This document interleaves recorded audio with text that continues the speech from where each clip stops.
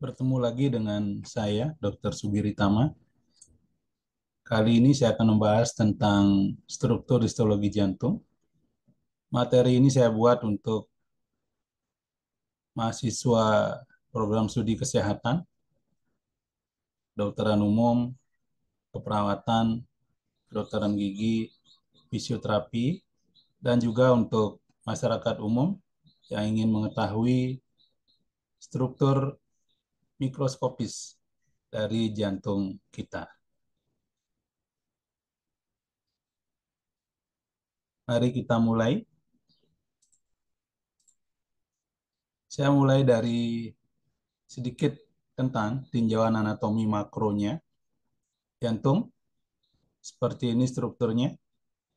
Ada 4 ruangan, ada 2 ventricle, kanan dan kiri, ada 2 atrium, kanan dan kiri, kemudian ada pembuluh darah besar yang masuk ke jantung, mengalirkan darah yang miskin oksigen, berwarna biru. Ada yang dari sistem peredaran umum, kemudian ada juga yang dari paru.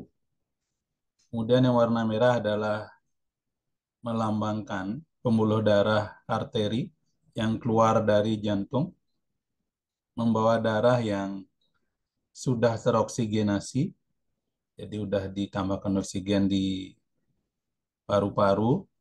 Nah, jantung, sebagian besar strukturnya berupa otot, yaitu otot jantung yang akan kita lihat nanti strukturnya. Jadi jantung berperan sebagai pompa, yaitu memompa darah ke seluruh tubuh dan juga ke paru-paru, melewati bilik-bilik jantung, atrium, ventricle, kemudian ke paru-paru, dari atrium kemudian ke ventricle.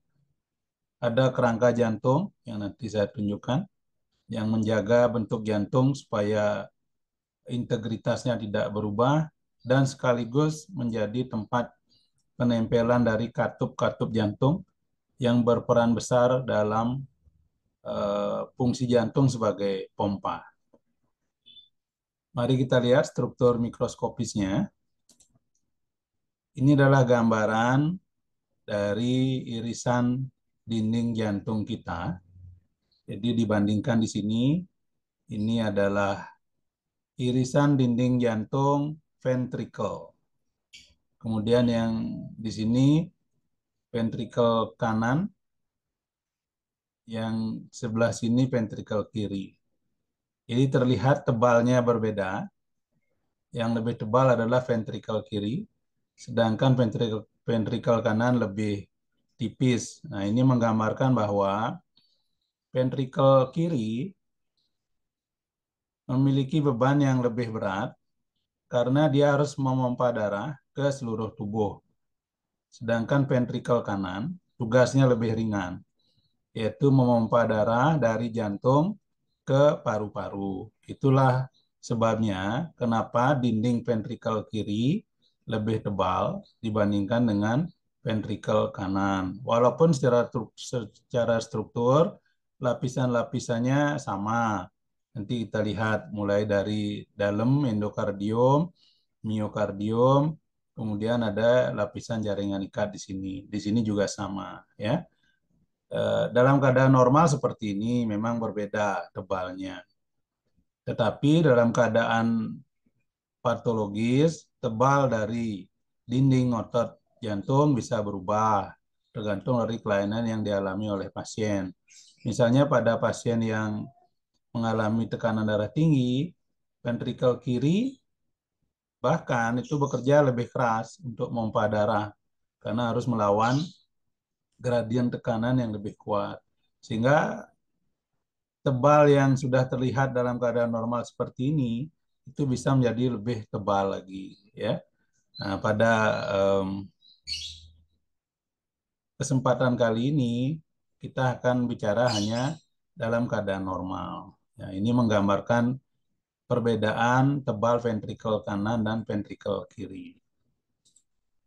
Nah, kemudian atrium bagaimana? Atrium itu bahkan lebih tipis secara umum dibandingkan dengan ventricle, ya. Ini dibandingkan ya atrium kiri, kemudian atrium kanan, ya.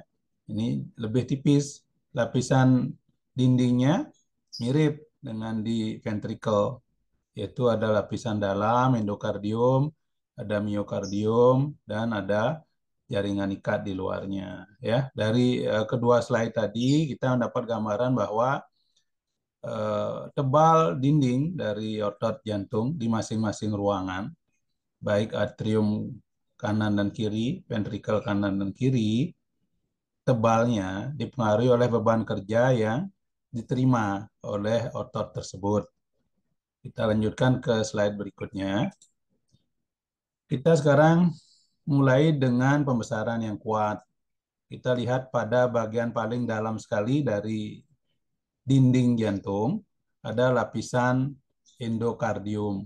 Ini lapisan yang langsung bersentuhan dengan darah. Jadi bayangkan bahwa darah itu mengalir atau mengalami turbulensi di dalam jantung ketika jantung berfungsi sebagai pompa.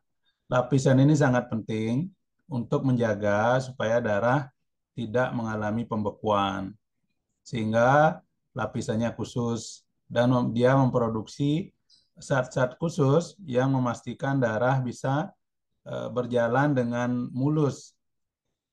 Dan hal ini juga berlanjut ke pembuluh darah yang akan saya bahas pada video berikutnya. Dilapisi oleh lapisan sel yang sama, ya, yang disebut selnya namanya endotelium. Apa strukturnya? Adalah epitel, yaitu sel yang bentuknya pipih selapis, sel selapis pipih. Itulah yang melapisi pada bagian dalam dari dinding jantung dan termasuk juga di katup-katupnya. Nanti kita lihat pada slide berikutnya, ya. Lapisan terdalam ini namanya endokardium. Jadi selain selapis pipih sel ini, juga ada lapisan jaringan ikat longgar yang tipis di sini. Itu kedua-duanya disebut endokardium.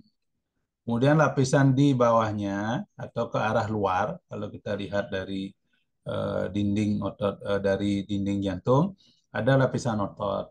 Nanti kita lihat lebih detail. Ini adalah otot jantung. Secara struktur mirip dengan otot skelet, tapi ada beberapa perbedaan, ya. Nah, pada gambar ini menegaskan lagi bahwa yang melapisi bagian paling dalam dari dinding jantung adalah sel selapis pipih, ya, epitel selapis pipih. Ini terlihat ya, ini inti selnya, ya. Jadi sel selapis pipih seperti ini, bentuknya sangat tipis, kemudian dia hanya menebal di bagian tempat lokasi inti selnya, ya. Ini sangat tipis, namanya endotelium. Kemudian ada selapis jaringan ikat di sini, jaringan ikat longgar. Inilah yang kita sebut endokardium. Jadi fungsinya tadi sudah saya sebutkan, memastikan darah mengalir dengan lancar di sini. Karena pada beberapa kondisi gaya hidup yang kurang sehat, misalnya merokok atau suka makan makanan yang berlemak, yang mengandung kolesterol, endotel bisa mengalami kerusakan yang disebut dengan disfungsi endotel. Nanti aliran darah tidak akan smooth lagi, tidak lancar lagi. Itulah cikal bakal atau awal mula dari penyakit pembuluh darah atau kardiovaskuler, ya. Kemudian terlihat di sini juga ada otot jantung. Kita akan bahas di slide berikutnya. Nah, sekarang kita lihat bagian terbesar dari dinding jantung, ya. Karena ini sangat tebal, kemungkinan ini diambil dari ventrikel kiri, ya. Inilah otot jantung, bagian terbesar dari dinding jantung. Di dalamnya kita lihat lagi di sini ada endokardium. Ini namanya miokardium, ya. Nah, bagian paling luar ada lapisan jaringan ikat yang seringkali dipenuhi oleh lemak di sini, ya. Ini jaringan adiposa, ya. Nah, ini gambar pada pembesaran lemah. Kita lihat sekarang pada pembesaran yang lebih kuat. Inilah gambaran otot jantung, ya. Jadi otot jantung ini termasuk otot yang jenisnya bergaris atau striated. Jadi mirip dengan otot skelet. Kenapa disebut otot bergaris? Karena ada gambaran garis gelap dan terang, berselang-seling seperti ini. Ini adalah menggambarkan struktur sarkomer yang ada di dalam sitoplasma dari sel-sel ini, yang dibentuk oleh protein aktin dan miosin yang berperan dalam kontraksi dari otot jantung ya. Sebenarnya di otot skelet juga sama, ada garis gelap dan terang. Nah, kemudian apa gambaran khas dari otot jantung? Yaitu ada percabangan ini ya, selnya bercabang. Kalau di otot skelet kita tidak menemukan cabang ya, ada percabangan. Kemudian inti selnya bulat ya, dan letaknya di tengah. Nah, kalau di otot skelet biasanya pipih ada di pinggir ya. Kemudian ini ada lapisan jaringan ikat yang putih-putih ini yang membungkus otot-otot jantung ya. Kemudian nanti kita lihat juga ada struktur khas namanya intercalated disc ini ya. Pada slide berikutnya akan lebih jelas ya. Persambungan antar satu otot jantung dengan otot jantung yang lain ya. Inilah gambaran dari miokardium atau otot jantung ya. Sehingga nanti kontraksinya akan sangat khas, yaitu seperti pompa dan tidak mudah lelah ya. Beda dengan otot skelet, kontraksinya kuat tapi mudah lelah. Otot jantung tidak mudah lelah atau tidak pernah lelah. Bahkan saat kita tidur ini masih berkontraksi. Nah, itu tinjauannya tinjauan fisiologi yang tidak akan saya bahas pada kesempatan kali ini ya, karena ada perbedaan kanal-kanal ion ya. Nah, ini menggambarkan struktur khas ya, intercalated disc ya. Jadi ada persambungan antar satu otot sel otot jantung dengan sel otot jantung yang berikutnya bersambung. Namanya intercalated disc. Di sini ada banyak struktur yang kompleks ya, persambungan antar sel. Ada namanya gap junction, yaitu lubang-lubang kecil. Ada tight junction, ada desmosome ya, yang mengikatkan otot jantung dan memungkinkan perpindahan ion dari satu sel ke sel yang lain ya. Di sini juga terlihat inti selnya ya, bulat-bulat letak di tengah ya, kemudian ada jaringan ikat. Terlihat juga ada garis-garis gelap dan terang ya. Nah, ini gambaran otot jantung ketika potongannya cross seksional ya.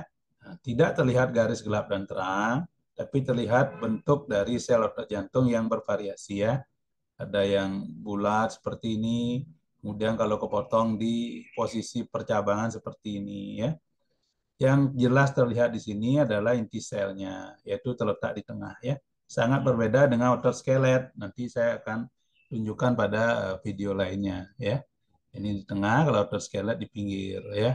Kemudian ini jaringan ikat yang membungkus sel-sel otot jantung, mulai dari satu sel itu namanya endomysium, istilah jaringan ikatnya.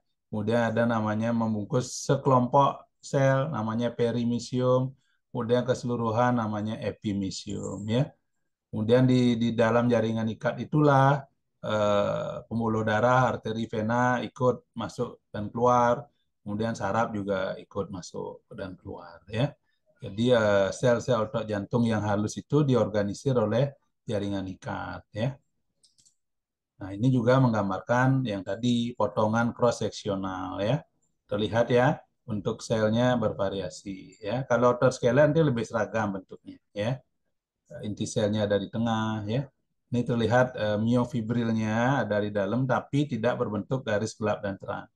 Gambaran gelap dan terang hanya bisa dilihat pada potongan longitudinal atau memanjang ya.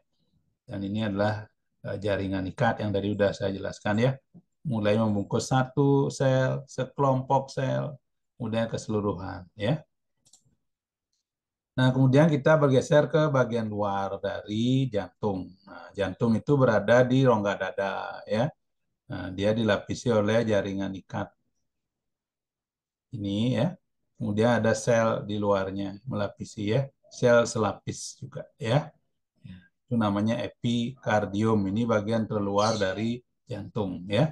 Jadi kalau dirunut ada endokardium di sebelah sana, miokardium, kemudian ini epikardium ya. Ini jaringan ikat padat. Nah, kemudian kita lihat sekarang kerangka jantung dan sekaligus membahas katup nantinya ya. Nah, kerangka jantung itu seperti ini. Ini jaringan ikat padat fibrous ya. Ya, jadi jangan bayangkan kerangka jantung adalah tulang, tapi jaringan ikat padat fibrous. Posisinya itu ada di katup-katup ya. Fungsinya adalah untuk tempat melekatnya otot-otot jantung ya. Jadi otot itu memiliki origo dan insersio. Jadi kalau di skelet biasanya nempel di tulang. Nah, kalau di jantung dia nempel di sini ya. Kemudian juga menjadi tempat menempelnya dasar dari katup-katup jantung ya. Jadi katup jantung ada katup yang membatasi atrium kanan dan ventrikel kanan, atrium kiri dan ventrikel kiri, kemudian dari ventrikel kiri ke aorta, kemudian dari pembuluh darah pulmonal ke atrium kanan ya. Nah, itu katup-katupnya. Nah, ini menggambarkan potongan dari dinding jantung yang menunjukkan eh, kerangka ya. Ini kerangka dari jantung seperti ini terlihat karena jaringan ikat padat ya. Ini. Kemudian ini ada katup, nanti kita lihat pada slide berikutnya. Ya. Katup menempel dasarnya di kerangka kerangka jantung. Kemudian kita juga bisa melihat otot jantung ini, miokardium, tentu ada endokardium, epikardium di sini, dan terlihat ada arteri koroner ya. Ini salah satu pembuluh darah yang ada di jantung, pembuluh darah penting ya. Mungkin sering mendengar jika ada sumbatan di sini, maka pasien biasanya mengalami serangan jantung ya. Nanti kita bahas struktur detailnya waktu membahas pembuluh darah ya. Ini katup jantung. Ini katup seperti ini. Jadi dalamnya adalah jaringan ikat padat, kemudian dia dibungkus oleh sel yang sama melapisi bagian dalam dari jantung, yaitu sel selapis pipih ya. Katup ini sangat penting perannya untuk memastikan jantung bisa berperan sebagai pompa ya. Dia akan menutup sesuai dengan kinerja dari jantung dan penutupan dari katup-katup ini bisa didengar dengan alat namanya stetoskop ya. Nah, biasanya dokter selalu menempelkan di dada untuk mendengarkan ini. Masing-masing katup jantung memiliki proyeksinya masing-masing di dinding dada, sehingga dokter biasanya menempatkan persis di lokasi dari katup-katup ini sehingga bisa mendengarkan ya. Apakah denyut jantungnya teratur, berapa kali per menit, kemudian apakah ada suara tambahan yang mungkin nanti disebut sebagai murmur ya, yang menggambarkan apakah katupnya utuh apa tidak, ada regurgitasi aliran darah apa tidak ya. Jadi banyak yang bisa dinilai. Pada beberapa kondisi katup jantung juga bisa mengalami kelainan bawaan ya, kongenital. Misalnya katupnya tidak membuka ya. Nah, itu akan memberi gejala klinis yang khas ya. Nah, kita lihat sekarang lebih besar ya. Ini gambaran dari katup ya. Ini jaringan ikat di dalamnya. Tentu isinya adalah sel-sel fibroblast ya.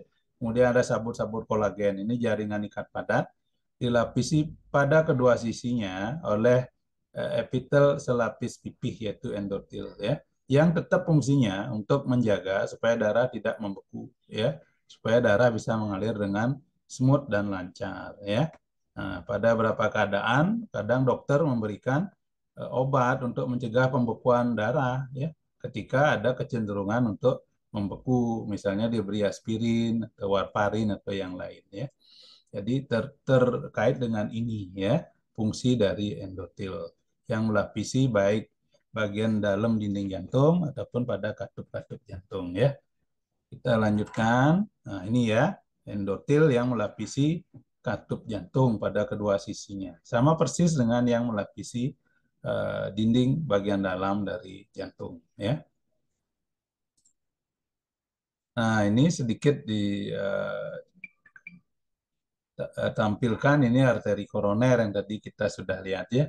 Jadi pembuluh darah penting di jantung untuk mensuplai otot-otot jantung. Kalau ini mengalami sumbatan, maka otot-otot jantung yang disuplai oleh arteri koroner tersebut akan mengalami kekurangan aliran darah, kekurangan oksigen, mengalami iskemia awalnya, pada akhirnya mengalami kematian sel-sel jantung tersebut ya, yang kita kenal sebagai serangan jantung. Nah, kemudian kita bahas sekarang Purkinje fiber ya. Jadi jantung ini agak unik karena dia bersifat otonom ya. Kalau kita bandingkan dengan otot rangka, itu kalau dia bergerak harus diperintah. Itu namanya tidak otonom ya. Jadi di bawah kendali ya. Kalau otot jantung otonom, contohnya apa? Jantung kita berdenyut ya dengan sendirinya. Tidak perlu diperintah ya. Bisa 80 kali per menit, 100 kali per menit ya. Yang disesuaikan dengan kebutuhan dari tubuh. Tapi memang denyut jantung juga bisa dipengaruhi oleh saraf-saraf ya. Saraf otonom namanya. Misalnya saat kita emosi, saat kita sedih itu berubah denyut jantungnya. Tapi ternyata jantung memiliki iramanya sendiri. Kenapa begitu? Karena ada namanya pacemaker ya. Jadi modifikasi dari sel otot jantung yang berlokasi di atrium kanan di sini. Dialah yang memberi impuls ya untuk jantung berdenyut secara otonom ya. Nah, dari namanya SA node ya, sinoatrial node, kemudian akan dijalarkan impuls listriknya ke Purkinje fiber ya. Nah, baik pada jantung kanan atau kiri. Pada awalnya dia masuk ke sini namanya atrioventricular node ya. Kemudian masuk ke bundle His ya, kanan dan kiri. Kemudian akan sampai di seluruh otot jantung. Kita akan lihat strukturnya sekarang ya. Jadi Purkinje fiber itu tadi udah ditunjukkan ya apa dia. Jadi dia adalah modifikasi dari sel-sel otot jantung ya. Mirip dengan sel otot jantung tapi ada perbedaan ya. Yaitu sel-selnya lebih besar tapi lebih terang. Jadi beda ya. Ini Purkinje, ini otot jantung. Dan lebih sedikit mengandung myofibril karena fungsinya lebih bukan untuk kontraksi tapi untuk penjalaran impuls. Itulah namanya Purkinje fiber ya. Ini juga Purkinje fiber ya.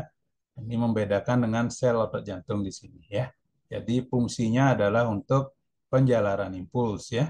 Kalau fisiologinya jika ada gangguan pada Purkinje fiber bisa menimbulkan gangguan irama jantung. Itu nanti dipelajari di fisiologi ya. Misalnya terjadi fibrilasi ya. Itu salah satunya karena masalah di sini ya, penjalaran impulsnya. Nah, demikian yang bisa saya sampaikan ya tentang struktur mikroskopis dari jantung ya. Mudah-mudahan bisa membantu, mudah-mudahan presentasi singkat ini bisa memberikan informasi ya tambahan atau informasi awal eh, untuk belajar lebih lanjut tentang fisiologinya ya atau penyakit-penyakit jantung ya. Jika ada saran atau komentar silakan diberikan di kolom komentar. Terima kasih atas atensinya. Sampai bertemu di video berikutnya.